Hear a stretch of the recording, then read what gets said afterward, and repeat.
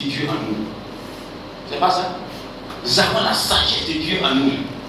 Et cette sagesse-là, qu'est-ce que nous en faisons? Nous qui avons la sagesse de Dieu en nous, c'est nous qui devions occuper toutes ces places-là. Hein? Alléluia. On doit s'impliquer dans le domaine du textile, dans le domaine de l'agriculture. Parce que nous sommes en connexion avec le trône de Dieu et nous pouvons recevoir les pensées de Dieu par rapport à ce secteur-là. La terre et tout ce qu'elle renferme appartiennent à Dieu. Et lorsque l'enfant de Dieu se met en connexion avec Dieu, s'engage réellement dans son domaine, alors Dieu lui donne vraiment d'excès. Alléluia. Nous devons faire des nations des disciples. La vie de la nation, toute sa composante doit être transformée, modélée à l'image de Dieu, et nous devons incarner les valeurs de Dieu dans tous les secteurs de la vie. L'Église devrait être une communauté de micro-entreprises, et chaque entreprise devait être un hôtel de Dieu. Amen. Amen. Et ça, on devait encourager tout esprit d'initiative, d'entrepreneuriat, et même soutenir. Qu'est-ce que l'argent fait dans les banques? Qu'est-ce que l'argent fait dans les banques? Rien. Alléluia.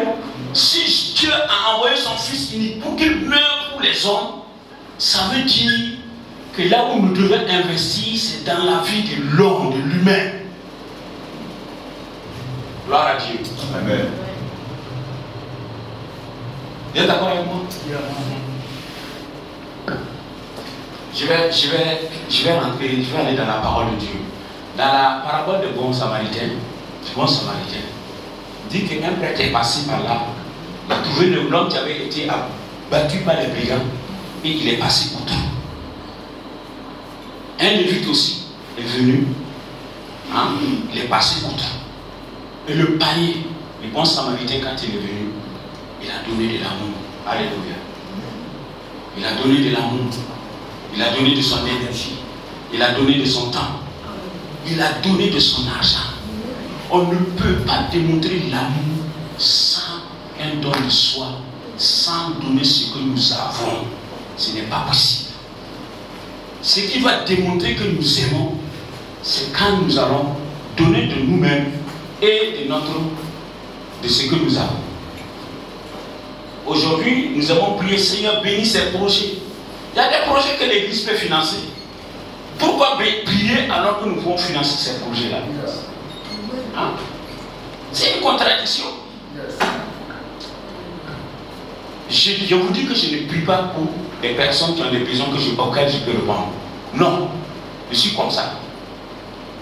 Tu viens devant moi pour une histoire de 10 000, 25 000, si j'ai l'argent, et moi-même là, on ne va pas déranger Dieu pour ça. Il faut prendre. Tu vas aller régler ton problème. Dieu et moi maintenant, on va se voir pour le reste. Alléluia. Amen. Gloire à Dieu. Amen.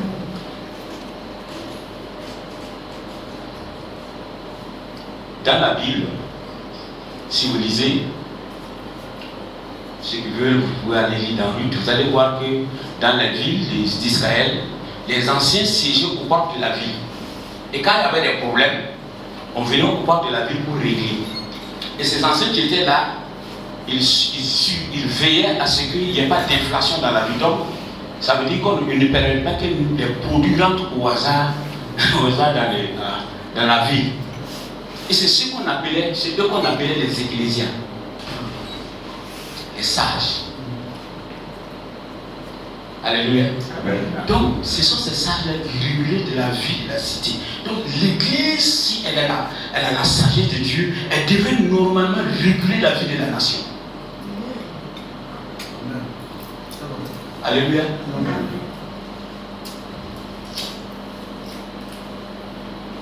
Ok.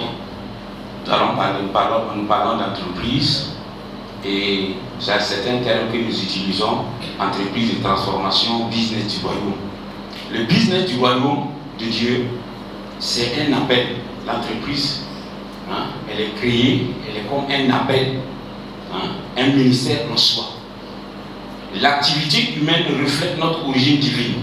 ayant été créés pour être créatifs, pour créer de bonnes choses, de la bonne manière, afin d'en jouir avec les autres.